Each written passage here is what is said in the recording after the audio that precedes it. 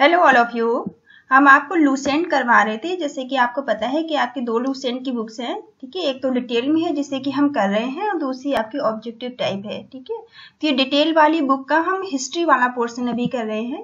History वाले portion में भी फर्स्ट पार्ट कंप्लीट हो गया है जो आपका प्राचीन भारत था, ठीक है। सेकंड आपका मध्यकालीन भारत चल रहा है। इसमें आज हम विजयनगर साम्राज्य करने वाले हैं, ठीक है। इस पार्ट में आज हम करेंगे विजयनगर साम्राज्य के बारे में आज हम पढ़ेंगे। और आपकी जो दूसरी वाली लूसेंट की बुक है जो ऑब्जेक्टिव टाइप वाली वस्तुनिष्ठ, ठीक है, उसे भी हम करेंगे साथ साथ। जब इसका एक एक पोर्शन कंप्लीट हो जाएगा, इसका हिस्ट्री वाला जैसे ही कंप्लीट होगा वैसे ही फिर हम उसको ऑब्जेक्टिव वाली कर लेंगे, ठीक है। क्वेश्चन आंसर तो आप मेरे साथ वीडियो में बने रहिए। आप एक बार इसे अच्छे से समझ लेंगे तो वो आपको याद नहीं करनी पड़ेगी, आपको वो अच्छे से समझ में आ जाएगी, ठीक है। तो आपको उसके क्वेश्चन आंसर रटने नहीं पड़ेंगे। तो आप एक बार पहले से समझ लीजिए इस वाली बुक को, सारी चीजें। चलिए शुरू करते हैं। विजयनगर साम्राज्य की स्थापना 1336 में हुई थी, ठीक है। विजयनगर साम्राज्य की स्थापना कब हुई थी? 1336 में। किसके द्वारा की गई थी? हरिहर और बुक्का के द्वारा, ठीक है। विजयनगर जो साम्राज्य था इसकी स्थापना 1336 में हुई थी, और हरिहर बुक्का दो भाई थे जिन्होंने विजयनगर की स्थापना की थी, जो 5 भाइयों के परिवार के अंग थे, ठीक है। इनके टोटल 5 भाई थे। ये 5 भाइयों में थे दो जो हरिहर और बुक्का जो थे, इन्होंने विजयनगर साम्राज्य की स्थापना की थी। कब की थी? आप इतना याद रखना है कि विजयनगर साम्राज्य की स्थापना कब हुई थी और किसने की थी, ठीक है। तो कब हुई थी? 1336 में। किसने की थी? हरिहर और बुक्का ने। आसानी से नाम याद हो जाएंगे आपको। विजयनगर का शाब्दिक अर्थ, विजयनगर का शाब्दिक अर्थ क्या है? जीत का शहर, ठीक है। आपकी जानकारी के लिए है, विजयनगर का शाब्दिक अर्थ होता है जीत का शहर, ठीक है। हरिहर एवं बुक्का ने विजयनगर की स्थापना विधारण संत के आशीर्वाद से की थी, ठीक है। ये विधारण संत थे, इनके आशीर्वाद से हरिहर बुक्का ने विजयनगर की स्थापना की थी। हरिहर एवं बुक्का ने अपने पिता संगम के नाम पर संगम राजवंश की स्थापना की थी, ठीक है। हरिहर बुक्का के जो पिता थे उनका नाम संगम था। उन्होंने अपने पिता के नाम पर ही संगम राजवंश की स्थापना की थी, ठीक है। विजयनगर साम्राज्य की राजधानी हम्पी थी, ठीक है। विजयनगर की राजधानी क्या थी? हम्पी थी। विजयनगर साम्राज्य के खंडहर तुंगभद्र नदी पर स्थित हैं, ठीक है। विजयनगर राज्य के जो खंडहर हैं वो कहाँ पर मिलते हैं? तुंगभद्र नदी पर, ठीक है। यहाँ के खंडहर तुंगभद्र नदी पर मिलते हैं। ये नदी आप याद रखेंगे, तुंगभद्र जो नदी है इस पर विजयनगर साम्राज्य के खंडहर मिलते हैं, ठीक है। इनकी राजभाषा तेलुगु थी, ठीक है। और विजयनगर की राजभाषा क्या थी? राजभाषा इसकी तेलुगु थी, ठीक है। तो आप याद रखेंगे कि इसकी राजधानी हम्पी थी, राजभाषा तेलुगु थी, और विजयनगर के खंडहर जो हैं वो तुंगभद्र नदी पर मिलते हैं।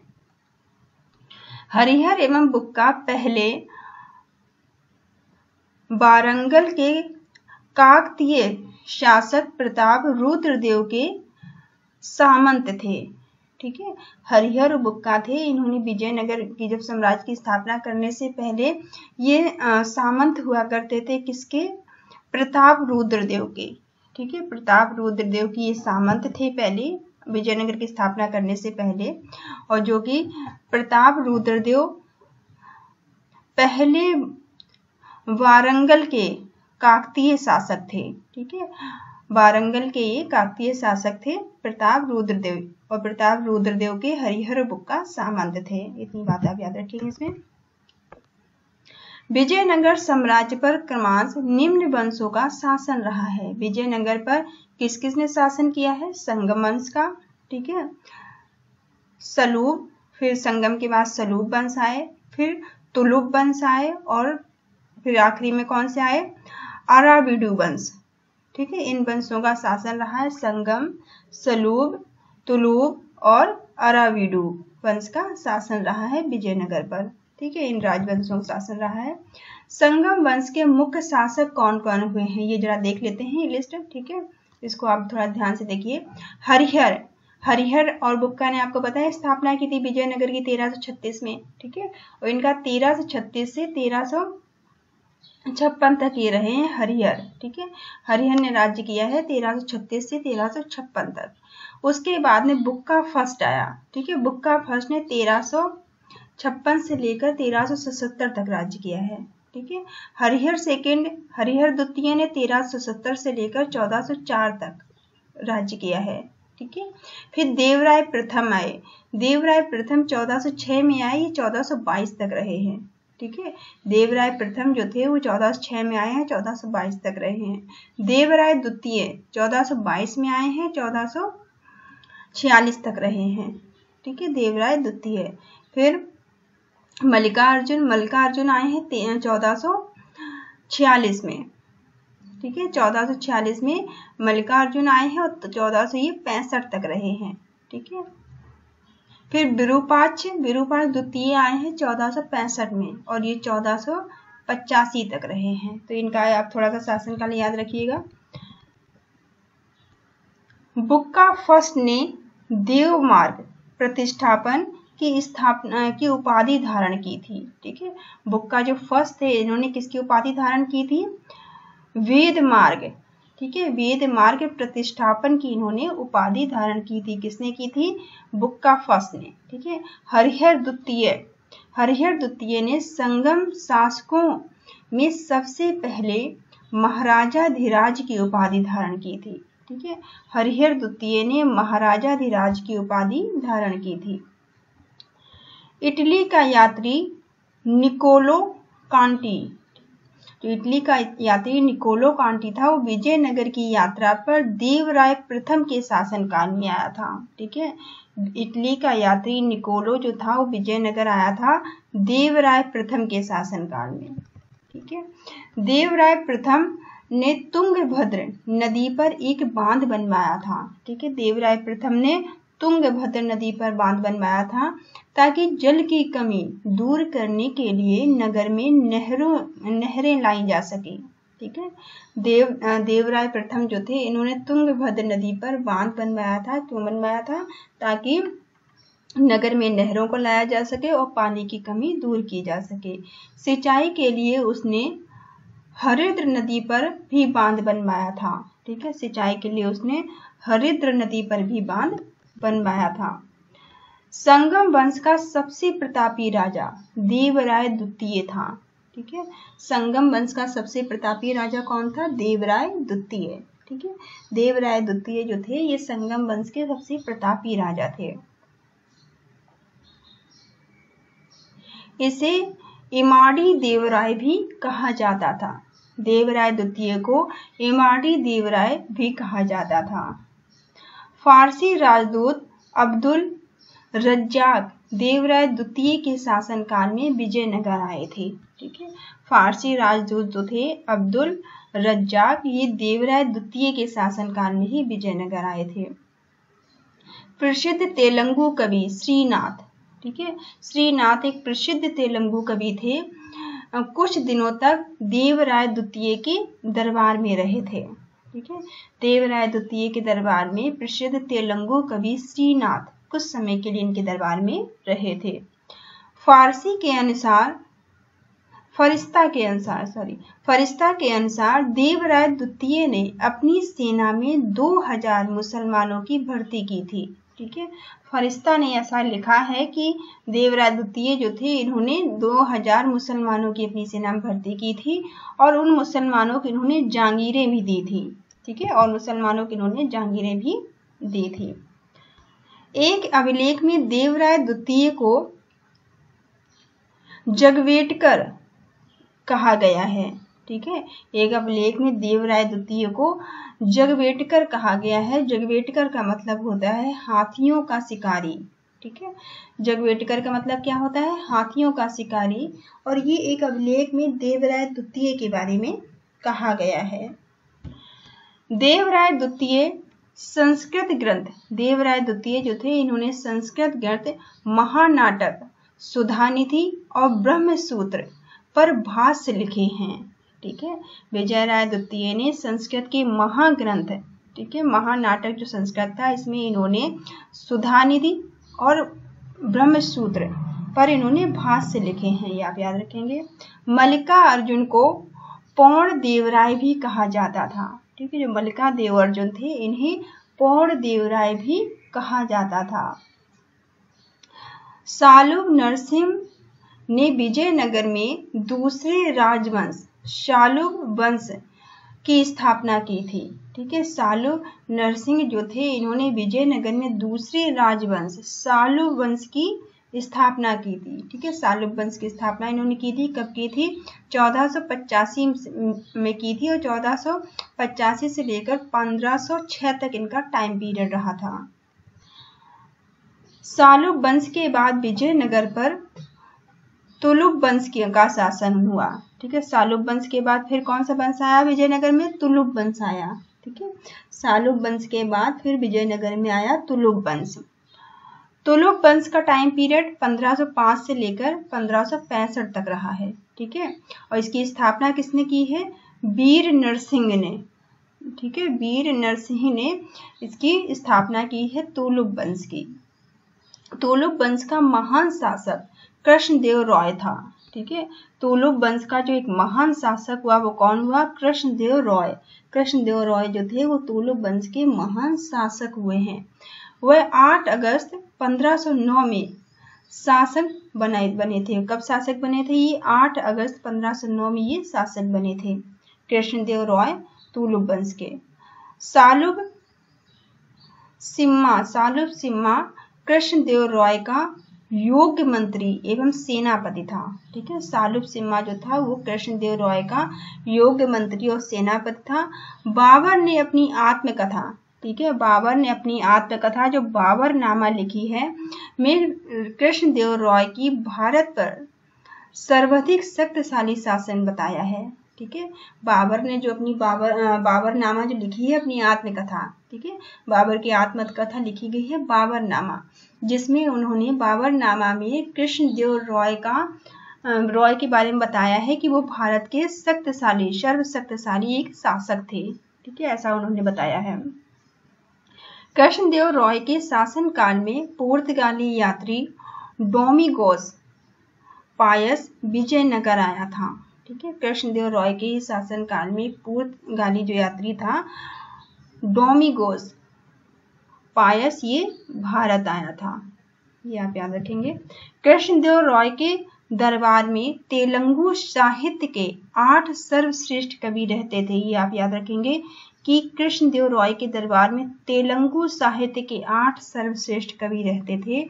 उन्हें अष्ट दिग्गज भी कहा जाता था। ठीक है, उन्हें अष्ट दिग्गज कहा जाता था।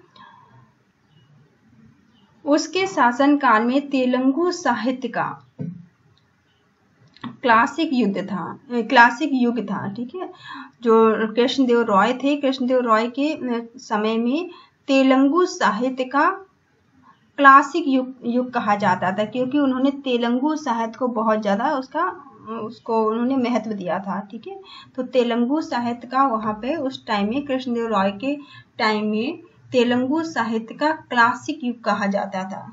ठीक है, कृष्णदेव रॉय ने तेलुगु में अमुक्तमाल्याद एवं संस्कृत में जामवंती कल्याणम की रचना की है। ठीक है, कृष्णदेव रॉय ने तेलुगु में किसकी रचना की है? अमुक्तमाल्याद। ठीक है, तेलुगु में इन्होंने अमुक्तमाल्याद की रचना की है और संस्कृत में किसकी रचना की है? जामवंती कल्याणम की। ठीक है, ये इन्होंने संस्कृत में की है। ये 2 रचनाएं हैं इनकी। पांडुरंग महात्म्य की रचना तेनालीराम रामकृष्ण ने की है। ठीक है, तेनाली रामकृष्ण ने किसकी रचना की है? तेलानी रामकृष्ण ने किसकी रचना की है? पांडुरंग। ठीक है, पांडुरंग की रचना की है इन्होंने। ठीक है।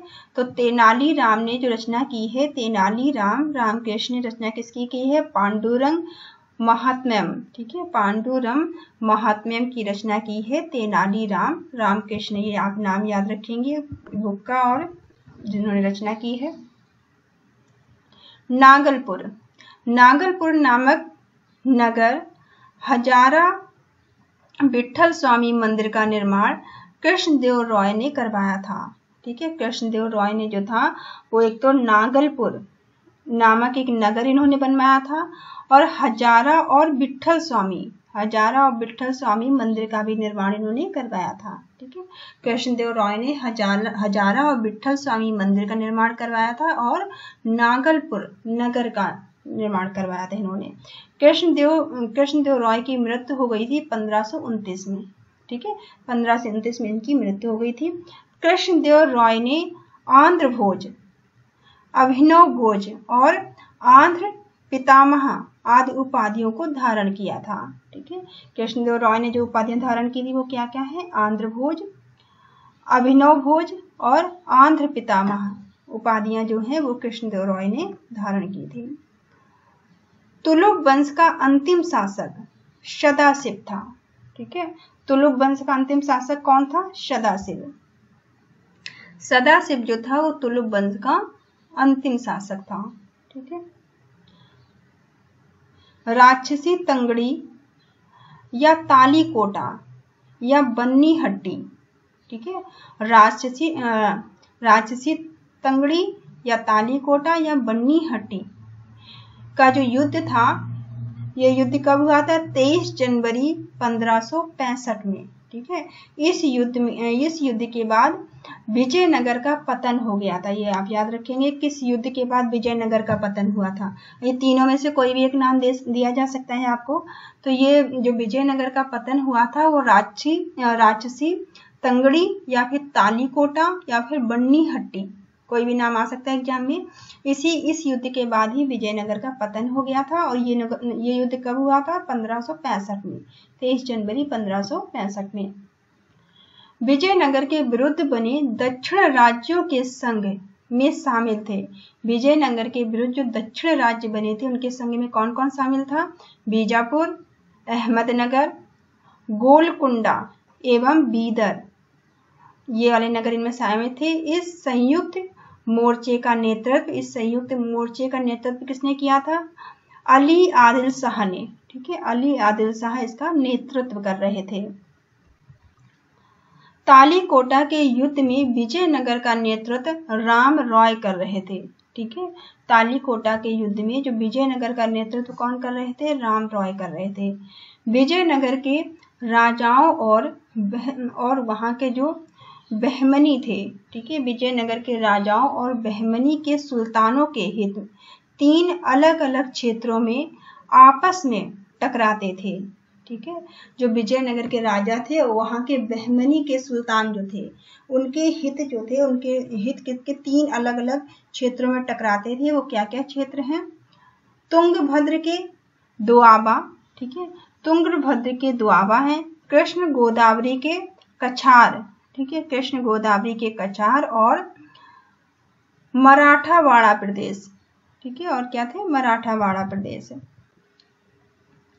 तालीकोटा युद्ध के बाद सदाशिव ने तिरुमल के सहयोग से पेनुकोटा को राजधानी बनाकर शासन करना प्रारंभ किया था, ठीक है। तालीकोटा युद्ध के बाद सदाशिव ने, ठीक है, तालीकोटा युद्ध के बाद सदाशिव ने तिरुमल के सहयोग से पेनुकोटा, ठीक है, पेनुकोड़ा को राजधानी बनाया था, ठीक है। तालीकोटा युद्ध के बाद सदाशिव ने तिरुमल के सहयोग से पेनुकोड़ा को राजधानी बनाकर वहां से इन्होंने अपना शासन स्टार्ट किया था, प्रारंभ किया था। विजयनगर के चौथे राजवंश अराविडु वंश, विजयनगर के चौथे राजवंश कौन हुई? अराविडु, ठीक है। अराविडु का टाइम पीरियड कितना रहा है?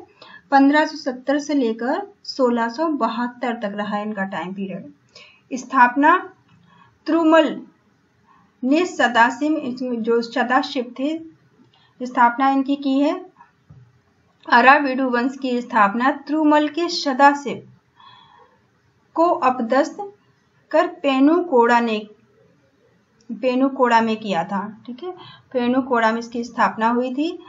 अराविडु वंश का अंतिम शासक रंग तृतीय था। ठीक है, अराविडु वंश का आखिरी शासक कौन था? रंग तृतीय था। ठीक है, तो विजयनगर के जो चौथे राजवंश थे वो कौन थे? अराविडु वंश थे। और अराविडु वंश की स्थापना त्रुमल के सदाशिव को अपदस्थ कर पेनुकोड़ा में किया गया था। पेनुकोड़ा ने किया था। और अराविडु वंश का जो अंतिम शासक कौन हुआ? रंग तृतीय थे। ठीक है, अराविडु शासक वेंकट द्वितीय के शासन काल में ही वोडेयार ने 1612 में मैसूर राज्य की स्थापना की थी। ठीक है, अराविडु के ही शासन काल में वेंकट द्वितीय जो थे, वेंकट द्वितीय के शासन काल में ही वोडेयार, ठीक है, वोडेयार ने 1612 में मैसूर राज्य की स्थापना की थी। विजयनगर साम्राज्य की प्रशासनिक इकाई का क्रम घटते हुए क्रम में है। ठीक है, विजयनगर साम्राज्य की जो प्रशासनिक इकाई है घटते हुए क्रम इस प्रकार है। जैसे प्रांत का मतलब जो मंडल होते थे, मंडल को प्रांत कहा जाता था। ठीक है, दूसरा कोट्टम या बलनाडु। ठीक है, कोट्टम या बलनाडु जिला जिसे कहते थे। कोट्टम या बलनाडु जिसे जिला कहा जाता था। नाडु का मतलब था मेला ग्राम। ठीक है, मेला ग्राम में 50 ग्रामों का समूह होता था, जिसमें 50 ग्राम होते थे, 50 ग्रामों का समूह होता था। उर का मतलब क्या था? ग्राम। उर का मतलब ग्राम हुआ करता था। विजयनगर कालीन सेना नायकों को नायक कहा जाता था। ठीक है, विजयनगर कालीन जो सेना नायक थे उन्हें क्या कहा जाता था? उन्हें नायक कहा जाता था। ये नायक वस्तुतः भूषामंत थे। ये नायक क्या थे? भूषामंत कहलाते थे, जिन्हें राजा वेतन के बदले अथवा उनकी अधीनस्थ सेना के रख रखाव के लिए विशेष भूखंड दे देता था, जो अमरम कहलाते थे। राजा उनको उनकी सेवाओं के बदले में भूखंड जो देते थे, उन भूखंड को क्या कहा जाता था? अमरम कहा जाता था। ठीक है, राजा उनसे वेतन के बदले उनको, जिन्हें राजा वेतन के बदले अथवा उनकी अधीनस्थ सेना के रखरखाव के लिए उन्हें भूखंड देते थे, जिन्हें की अमरम कहा जाता था। अयंगर व्यवस्था। अयंगर व्यवस्था क्या थी? अब यहाँ पे प्रशासन को सुचारू रूप से संचालित करने के लिए प्रत्येक ग्राम को एक स्वतंत्र इकाई के रूप में संगठित किया गया था।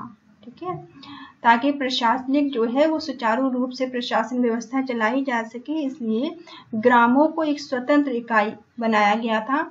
इस संगठित ग्रामीण इकाइयों पर शासन हेतु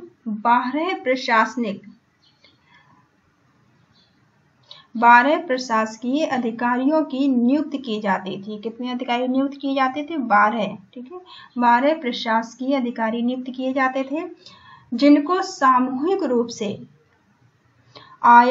आयंगर कहा जाता था। जिनको सामूहिक रूप से क्या कहा जाता था? आयंगर कहा जाता था।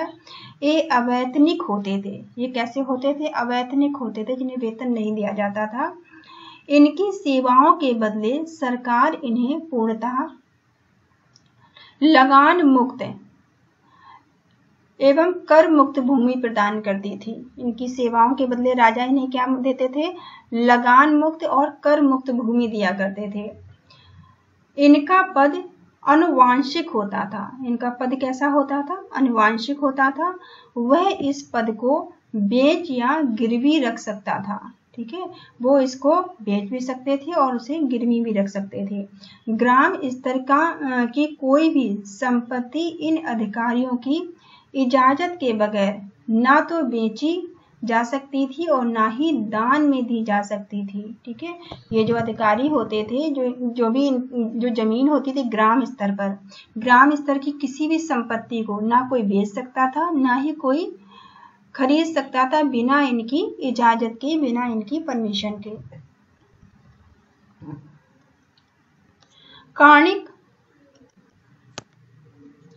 कार्णिक नामक आयंगर, जो कार्णिक नामक एक आयंगर हुए हैं, के पास जमीन के क्रय विक्रय से संबंधित समस्त दस्तावेज होते थे। ठीक है, जो कार्णिक नामक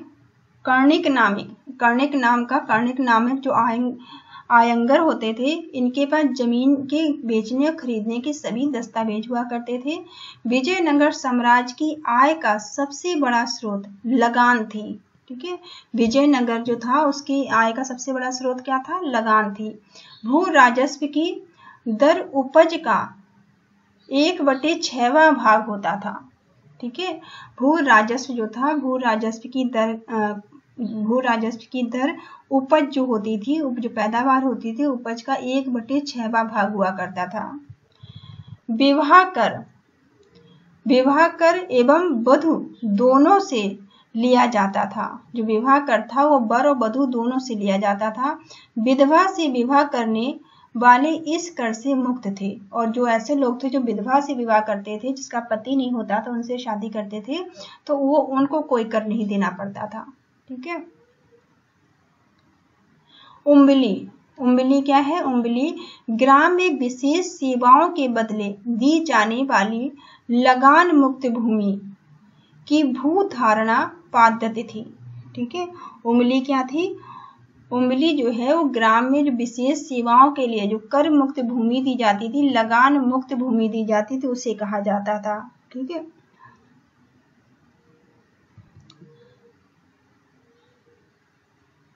रत्कोणगे क्या है? रत्कोणगे युद्ध में शौर्य का प्रदर्शन करने वाले मृत लोगों के परिवार को दी गई भूमि को कहा जाता था। ठीक है, युद्ध में जो वीर गति को प्राप्त हो जाते थे, उनके परिवार को जो भूमि दी जाती थी, उसे क्या कहा जाता था? रत्कोणगे। ठीक है, उसे रत्कोणगे कहा जाता था।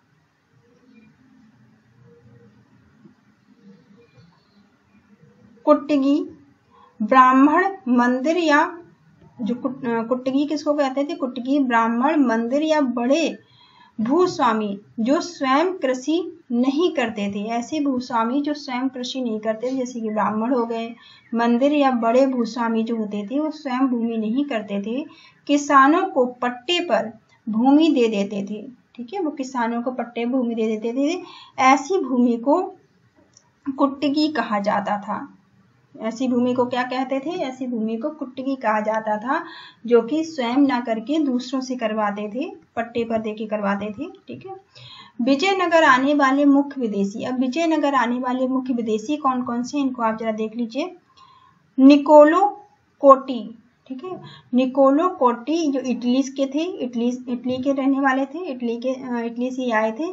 1420 में आए थे। किसके शासनकाल में आए थे? देवराय प्रथम के शासनकाल में। ठीक है, निकोलो कोंटी जो थे, ये इटली से आए थे 1420 में, और ये देवराय प्रथम के शासनकाल में आए थे। ठीक है,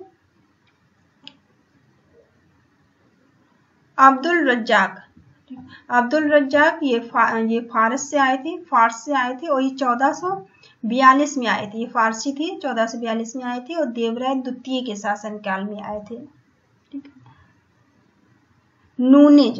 नूनिज एक पुर्तगाली थे जो 1450 में आए थे, मल्लिकार्जुन के शासनकाल में आए थे। ठीक है, नूनिज आप याद रखिए, नूनिज पुर्तगाली थे, 1450 में आए थे। किसके शासनकाल में आए थे? मल्लिकार्जुन के शासनकाल में। ठीक है, डोमिंग पाइस भी पुर्तगाली थे, ये 1515 में आए थे, कृष्णदेव रॉय के शासनकाल में आए थे। ठीक है, बारबोसा भी पुर्तगाली थे, ये 1515 में ये भी आए थे, 1515 और 16 में आए थे। ठीक है, 16-15 टाइम पीरियड फिक्स नहीं है, तो 15-16 में ये आए थे, और कृष्ण रॉय के ही शासनकाल में आए थे। ये दो पुर्तगाल से ही आए थे। डोमिंग और बारबोसा पुर्तगाल से आए थे, 15 में ही आए थे, और कृष्णदेव रॉय के ही शासनकाल में आए थे। अगर 15-16 कर दिया जाता है तो बारबोसा हो जाएंगे, सिर्फ 15 किया जाता है तो डोमिंग हो जाएंगे। ठीक है,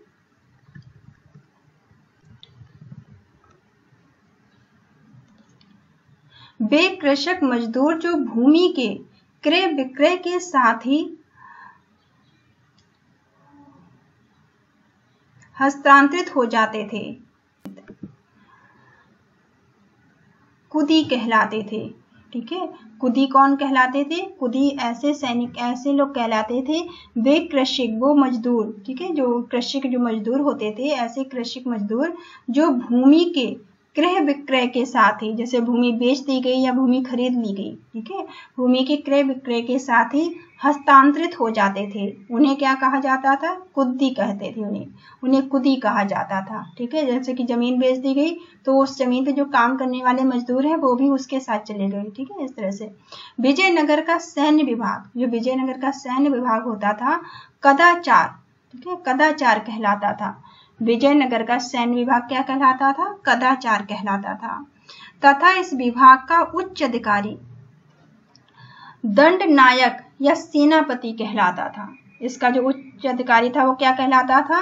दंड नायक या फिर सेनापति कहलाता था। टकसाल विभाग को जोरी खाना कहा जाता था। ठीक है, टकसाल विभाग को क्या कहते थे? जोरी खाना कहा जाता था। टकसाल विभाग को जोरी खाना कहा जाता था। चेटियों की तरह व्यापार से निपुण हस्तकार वर्ग के लोगों को वीर पंजाल कहा जाता था। ठीक है, वीर पंजाल किसको कहा जाता था? चेटियों की तरह व्यापार में निपुण हस्तकार जो होते थे, हस्तकार वर्ग के जो लोग होते थे, उन्हें वीर पंजाल कहा जाता था। उत्तर भारत में, दक्षिण भारत में, जो उत्तर भारत से लेकर दक्षिण भारत में आयकर बसे लोगों को बड़वा कहा जाता था। ठीक है, बड़वा किनको कहते थे? बड़वा कहा जाता था। उत्तर भारत से दक्षिण भारत में आकर बसे लोगों को बड़वा कहा जाता था। जो उत्तर भारत से दक्षिण भारत में जाकर बस गए उन्हें बड़वा कहा जाता था। विजयनगर में दास प्रथा प्रचलित थी। ठीक है, विजयनगर में जो दास प्रथा थी ये प्रचलित थी। दास प्रथा कहाँ प्रचलित थी? विजयनगर में। मनुष्यों के क्रय विक्रय को वेश्यवग, मनुष्यों का जो क्रय विक्रय था उसे क्या कहते थे? वेश्यवग कहा जाता था। मंदिरों में रहने वाली स्त्रियों को देवदासी कहा जाता था। ठीक है, जो मंदिरों में रहने वाली स्त्रियां थी उन्हें क्या कहते थे? उन्हें देवदासी कहा जाता था। इनको आजीविका के लिए भूमि या नियमित वेतन दिया जाता था। ठीक है, इन्हें आजीविका के लिए क्या दिया जाता था? भूमि या फिर नियमित वेतन दिया जाता था। विजयनगर की मुद्रा पेंगोड़ा तथा बहमनी राज्य की मुद्रा हूण थी। ठीक है, इंपॉर्टेंट है।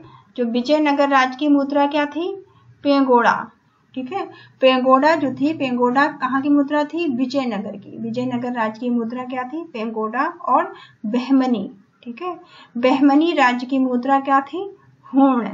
ठीक है, बहमनी राज्य की मुद्रा तो हूण थी और विजयनगर राज्य की जो मुद्रा थी वो पेंगोड़ा, पेंगोड़ा तथा बहमनी। ठीक है, पेंगोड़ा और बहमनी राज्य की मुद्राएं क्या थी? हूण थी। ठीक है, विजयनगर की मुद्रा जो थी, मुद्रा में पेंगोड़ा और बहमनी राज्य की मुद्राएं क्या थी? हूण थी। आप याद रखेंगे, इंपॉर्टेंट है। ठीक है, चलिए इसको यहीं तक रहने देते हैं और नेक्स्ट वीडियो में हम बहमनी राज्य से करेंगे। ठीक है, नेक्स्ट वीडियो में बहमनी राज्य से करेंगे क्योंकि ये वीडियो आधे घंटे का हो चुका है। ठीक है, तो यहाँ से हम नेक्स्ट वीडियो में कर लेंगे। Thank you all of you, thank you for watching. आप मेरे चैनल को लाइक करिए, शेयर करिए, सब्सक्राइब करिए। अगर आप नए हैं तो बेल आइकॉन प्रेस कर लीजिए ताकि जैसी वीडियो अपलोड हो उसकी नोटिफिकेशन आपको मिल जाए।